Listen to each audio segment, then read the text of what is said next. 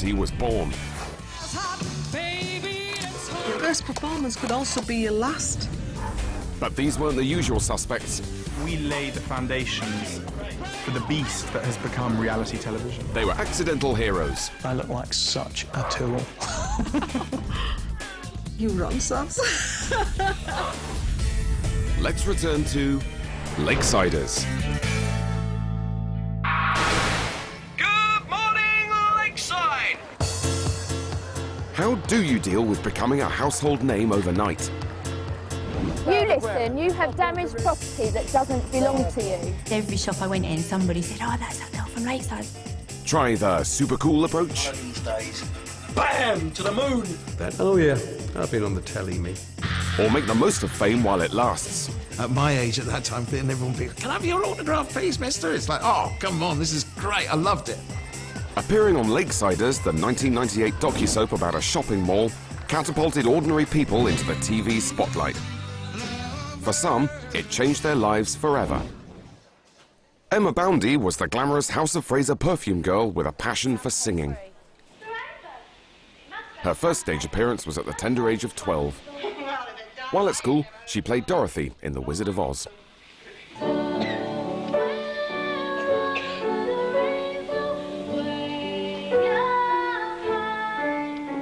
I'd always fantasised about being a pop star. Lots of kids have that dream, and I was one of them. You know, I definitely wanted to be a pop star. But it was her singing lesson with teacher Nikki Moore that propelled her from shy chanteuse to reluctant celebrity. After the episode went out where I had my singing lesson with Nikki, that was when the next day I was invited on Big Breakfast to be on the sofa with Denise Van Outen and Johnny Vaughan. And then after that programme had gone out, the phone didn't stop ringing. That was the beginning of just a huge, it was just mad. It was just a crazy time, and we just got all sorts of offers from lots of people. How can I trust in anything that you say? But Emma wasn't the only one getting noticed. Being on Lakesiders was just the beginning. Great things awaited these fledgling docu-soap stars. Oh yes, we're talking about Celebrity Style Challenge. This was the fashion makeover show which took people who dressed badly and made them look, well, worse. Vice DWPC Marianne Ford and her colleague Sergeant Tony Cavell were invited to appear on the show alongside crazy DJ Martin Day and the lovely Emma.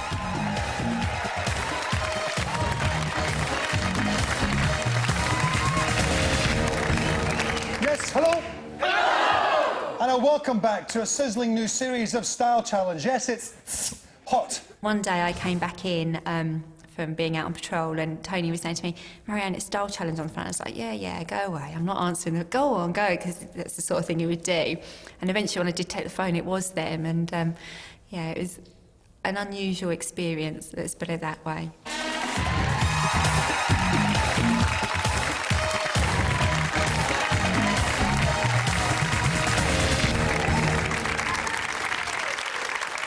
Are you coping with the fame? Or that's because obviously, you know, you're not meant to enjoy things like that, are you? No, it's okay. It's getting a bit tedious walking through the centre, and every time you walk past somebody, it's, that's that girl from Lakesiders, that's that girl from Lakesiders, please arrest me. But other than that, it's okay. Please arrest me, is that? This was the first thing that I did that had a celebrity label on it, and I remember thinking, celebrity, we're not celebrities, you know, and that was really strange. But what I liked was that I wasn't doing it on my own. I had the other guys with me from Lakesiders, so it kind of felt quite comfortable because we were all doing it together. Handling it so far? Yeah, definitely. Martin? Yeah, I love it. I can get a decent seat now in any McDonald's in Essex, so right by the window and everything. Hey, you're there. I was actually quite a fan of Style Challenge, rather amazingly, so actually getting asked to go onto the show was a bit cool. Emma, hello, hiya. Like lambs to the slaughter, the Lakesiders agreed to a total makeover. Give me a kind of a rock dude look, if you would, please, John. Thank you very much. Thank you. Just a rock dude look would be good. Save the hair. Sure, could manage it. All right. I thought we'd stick to the theme of rock god, and hopefully I'd come away with some good clothes, because you get to keep them all. Well, Tony's retiring very soon and having a bit of a leaving bash for him. And there's going to be lots of police officers there who only ever get to see me like this. And I'd like them to be able to see that I am actually quite feminine really underneath. So. What I said at the beginning of it wasn't totally true, no, because I am quite feminine anyway, but it was just like, you know, it's TV land, we have to say something, and that's sort of what came out, really. But Emma had very specific ideas. I'm pursuing a singing career, so I'd like a nice, glamorous outfit. For the big stage. And there was someone in particular that she wanted to look like. I quite liked Posh Spice's style. I liked her little black dresses. I just think she just looked like a lady, you know. The Posh Spice look might be just what she needed. When the record companies spotted Emma singing on the series, they were queuing up to sign her. But did she have that Spice Girl X Factor? She went to find out and came face to face with someone who certainly thinks he knows a thing or two about pop, Mr. Simon Cowell at RCA Records. I would love to do something. As I said, I mean, we have a real track record in this area. When I went in to meet him, I thought he was quite scary because he was quite, you know, obviously back then he wasn't known on television. He wasn't a television personality like he is now. He wasn't, you know, obviously he was well known in the business, but not anywhere else. So I didn't know him, but he was such a strong character, and so, you know, he knew what he was doing. He knew what he wanted to do. You know, he had a plan. As I said, you came over fantastically well on TV. Meeting you today is great. You've got a brilliant voice. It's just a question of matching you up with the right team. Thing in my stomach. But there were rival record company bosses desperate to sign Emma, and she was gaining confidence. I didn't want to sort of go along to a company and they say, right, you're wearing this, you're doing that, you're singing this, you're singing that. One thing that we don't want to do with you is come along and say, right, yeah, this is great, this is how we see you, this is what we want you to do, this is who you're going to work with, this is going to take your pictures, this is going to make a video. I felt really comfortable in the meeting with EMI. You know, they stated that it wouldn't be, I wouldn't be a robot, if you like. I would be able to choose things and make decisions myself as well. But ironically, I didn't really know what I wanted anyway, so maybe I needed somebody to actually be, you know, pushing me in that direction because I just didn't have a clue what I was doing. So, who would she go with? Scary Simon Cowell at RCA, or the nice man at EMI? And the winner is the nice man from EMI. It was actually the meetings that I based my decision on who to go with, the fact that I felt quite relaxed and calm and comfortable and happy when I went to EMI. Whereas with Simon, I was a little bit scared of him. Oh, Emma. Simon had already made it big for Sunita, Robson and Jerome, and of course, the Teletubbies. I always wonder what would have happened, and the last thing that he said to me was he called me up on my mobile and said to me, "You are making the biggest mistake of your life." Mistake indeed.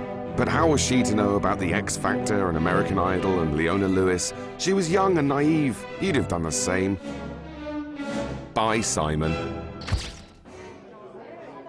Anyway, EMI it was, and the first person to hear the news was music teacher Nikki, who was performing in a local pub.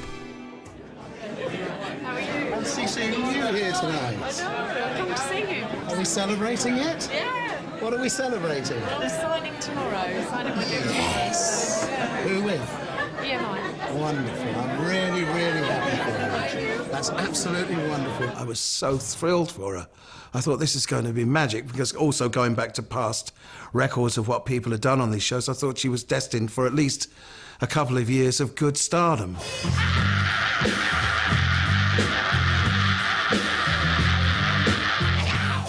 It was their night to do their gig, and he asked me to come up and join him, and I felt really privileged. I don't know if you know, but I have a day job, and I'm a singing teacher in my day job. And every once in a while, when a singer's doing really well with me, they come out and play. Well, tonight's a bit of a special occasion, because this one is about to sign a record deal tomorrow morning. And we thought we'd drag her along and get her up to sing. So come on, Emma Boundy!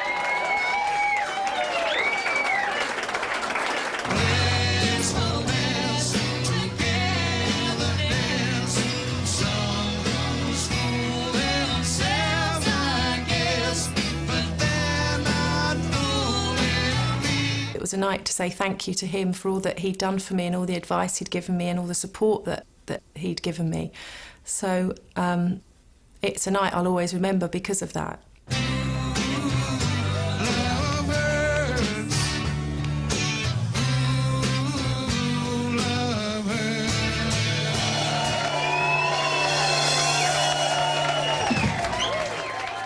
Emma's life was about to change forever.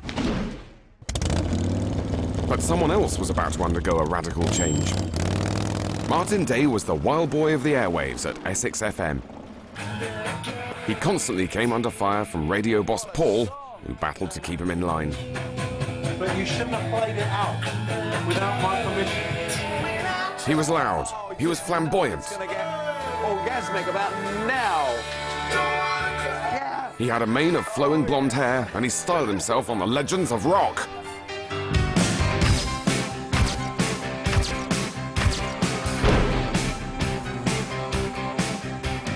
I was known for the long hair.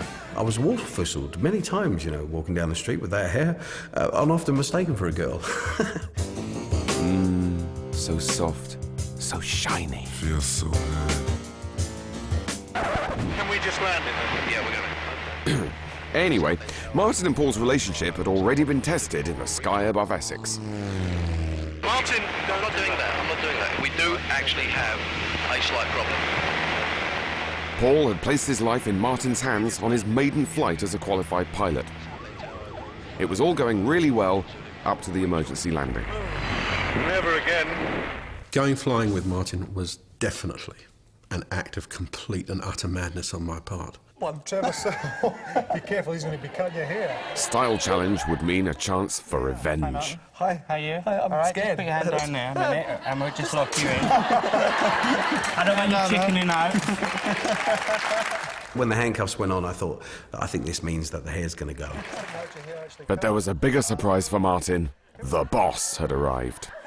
It was a fantastic opportunity, in my opinion, to get back at him for taking me up in that little rickety plane. On the show, you've had lots of problems, you've had lots of run-ins, you know, with your boss, haven't you? Yeah. Is he a nice guy, or does he just do that for the cameras? Well, he's not a bad guy. It has to be said. He's not as bad as he makes out.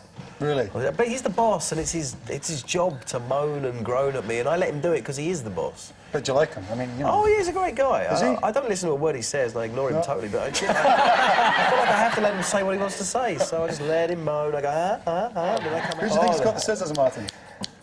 No, not a chance. Martin?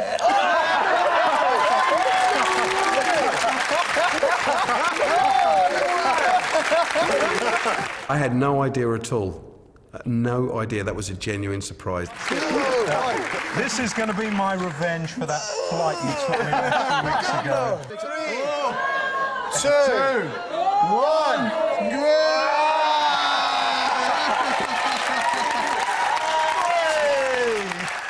I took great pleasure in chopping off his mullet. I felt like a big part of me had gone. I'd had long hair for so many years.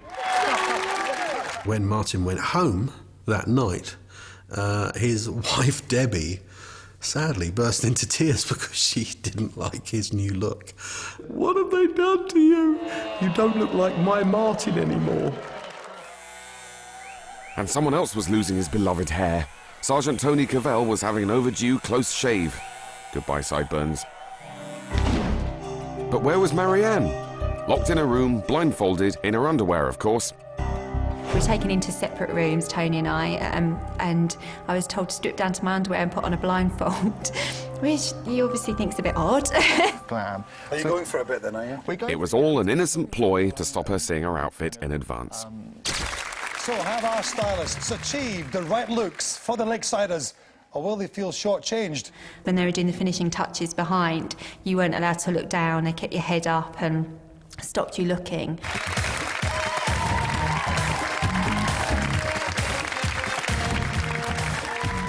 When I had to walk out on the stage, I was so self-conscious. I could obviously feel how long the dress was, and I had taken a sneaky glance down. And as I was walking, I could just feel it riding up, so I was like puffing it down. Because you're in front of a live audience as well, you get some reaction, and I was just like, oh, this is awful.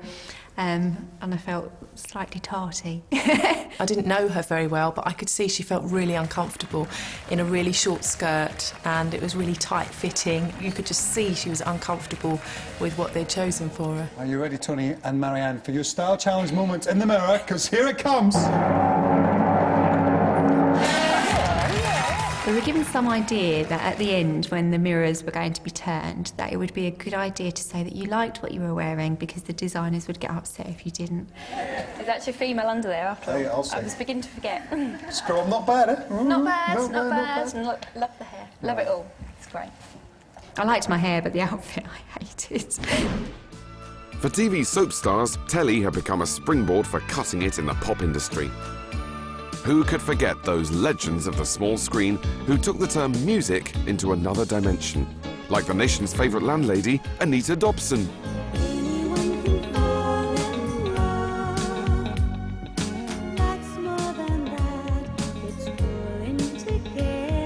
Floppy-haired Nick Berry made our hearts beat. Oh, isn't he lovely? And cheeky duo Letitia Dean and Paul Medford made excellent use of a pair of curtains. It wasn't long before the docu-soap stars would strut their stuff. Remember this all-time classic from Maureen off driving school? And what about the sequin diva that was Jane McDonald from The Cruise? Are those sleeves or just long gloves? Surely Emma could do better. You used to say we were the dream ticket this show would run and run. But what have we With her record deal signed and sealed, it was time for Emma to record her album and get on the roller coaster of fame. It felt amazing when I signed with EMI. I was so excited. I couldn't eat, I couldn't sleep. The schedule was really gruelling from day one, so the minute I'd signed, we were off.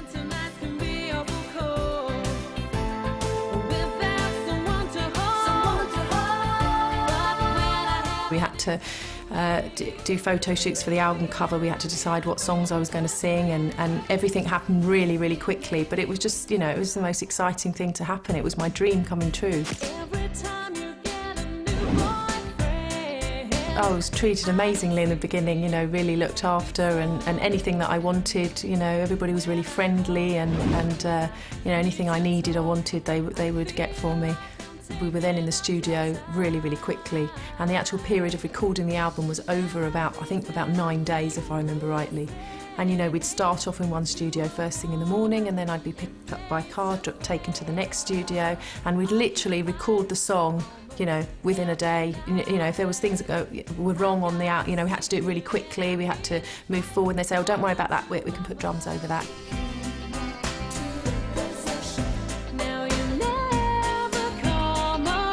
It's not advisable at all to record an album that quickly.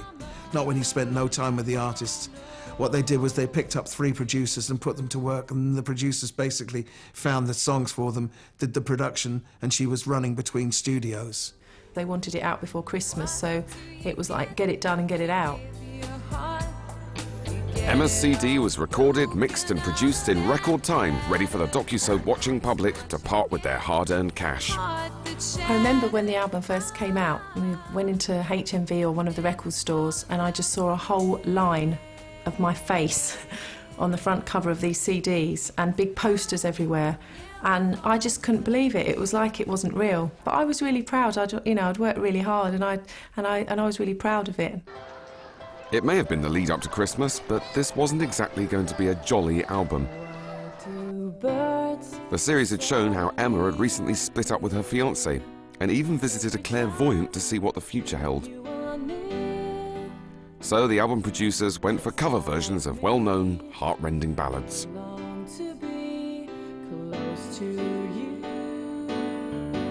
I definitely think they played on the let's feel sorry for Emma side of things, and I think I was a bit naive to that when I was choosing the songs and looking at what songs we would use on the album. So it's all a bit sad and melancholy, really.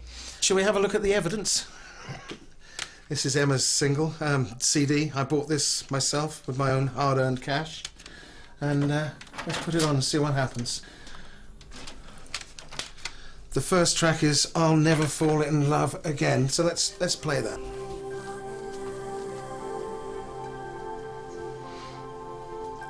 What you get when you fall in love. Now you see, look, straight away, the first thing that touches me here is that it's all so false. What do you get? What do you get when you fall in love? Guy with a pen to burst your bubble. That's what They've turned her into an absolute tragedy. They've taken all the beauty of the girl out of it and all the beauty of the voice, and it's all in one big lovely straight line. Everything sounds all lovely and lush. It's like a bad Hollywood movie. It's really terrible. This girl had beautiful innocence, and they really walked all over it. I mean, it's just, come on, let's listen to this. It's that little false break in the... Yeah! It's like so awful. I mean, no one falls for that. Do you get the feeling Nicky's not a fan of this album? It's terrible! But listen to it. I'd never sung the song before, didn't even know if it was in my key, and they were trying to get me to sing with this kind of break in my voice, and it sounded really fake. And it was really fake. And Nicky hasn't quite finished yet. Come on, get it all out. They just saw Emma as a quick way, you know, nice clothes horse, bit of Gucci. Off we go, let's sing a couple of sad songs and we'll all laugh our way to the bank. It's about Emma. She just wanted to be a happy girl singing. But you're not going to do this, you're going to be a right miserable cow. Just pathetic, she didn't have a say in what she sung. Stupid, if you ask me. I've waited to get that off my chest for so long.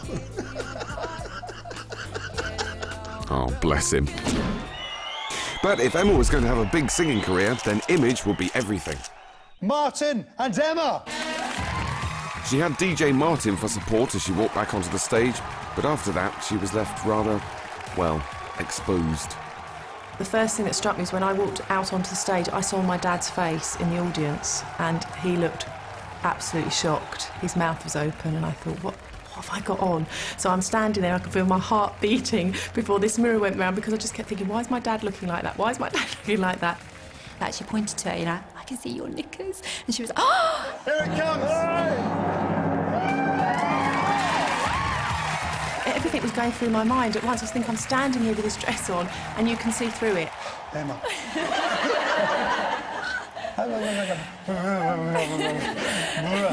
Where do I start, really? What do you think? I love it. It's Yeah. really different. It's great. I didn't feel like I had the confidence to say, actually, I don't like that dress. I just didn't, so I just lied. I'm gobsmacked. I don't know what to say. Yeah. Join the club, mate. Join the club. Presenter John Leslie turned into a quivering wreck. And this is the first... No, don't give us a spin. I was really embarrassed at the way he behaved, John behaved. It was awful. Because what can you do? I just kept giggling because I didn't know what to say or what to do. He was just being silly. Sexy Spice look. Yeah, it's marvellous. You like it then? Don't hold back. Don't hold back. Say what you mean. That's good, that's good, that's good. But if Emma hated her outfit, she needn't have worried. Have you seen what Martin's wearing? His outfit, I thought, was ridiculous. But, he was prancing about the stage with his guitar and really enjoying himself. Will you calm down for just a minute? No, I like this. Right. So we like then. Rather amazingly, I can still get into those trousers that I got on Style Challenge. I still have them, and I still love that costume. I've worn it a few times at fancy dress, actually, when I've gone to places as rock god with a big studded belt. It was great. It was a fantastic outfit. So, did TV fame propel the rock god to the pinnacle of DJing when filming ended? Did it inspire him to seek his fortune outside Essex? In terms of this morning, not a lot. And has he ever forgiven Paul over the hair thing? Wait! It's Friday! And you know what that means. Of course he didn't. He's still Essex FM's resident breakfast DJ, except now he has company in the form of Sue and the Morning Crew. Do you know, I've always been just happy where I am. I've never been a greedy guy, and maybe to my detriment, I've never really been a very ambitious guy either. Friday morning, Essex FM with Martin and Sue and the Morning Crew. It's Alanis Morissette, it's ironic, it's Essex. But apparently I could have become a lot famouser, if that's a real word. and I could have made loads of money. Is that true? You may have heard of us. We're very famous. Well, I am. I was once on the telly, you know. Oh, yes. Very popular show. It was called Lakesiders. Do you remember that? You had more hair back then, didn't you? I had slightly more hair. And what about Paul? Did Martin drive him to distraction and out of the studio? He did spend a couple more years trying to control the DJ. Hey! Martin! Yeah? You were just shouting in that. But then he left the station to become a radio consultant and hasn't seen Martin since. Now, Southend Festival is on now. The big finale is going to be on Sunday, the Essex-set promotion. Today, he has his eye on the new generation of DJs. One of the things I do, ironically, is I train young DJs to do breakfast shows and be on the air and get better. And I also train young program controllers how to develop their relationship with their on-air talent. And it all started from Lakesiders. Yesterday as well, did he? And here's an example of how not to do it. Her words, quote, "You are doing your own private pirate plays." But today, he's got a very important meeting.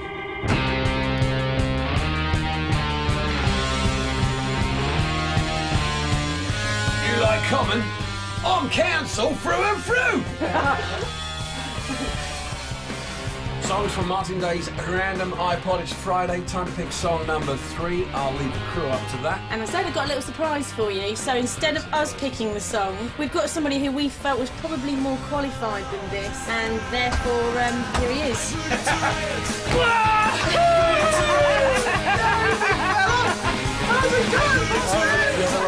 You're going to explain more? Bless him. You're going to explain? I have in the studio with me Paul Chandler, was my boss many years ago. In fact, to me, he'll always still be the boss.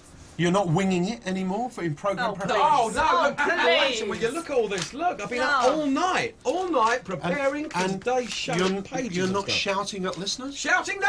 Heck no, I haven't shouted on the radio for years! OK, well, we're going to give you the choice of any song you like. Well, there was an Aerosmith song, wasn't there, that you were keen on at the time, I seem to remember. I remember, rather stupidly, waving a lighter from side to side. Oh, you just know it's going to get orgasmic about now.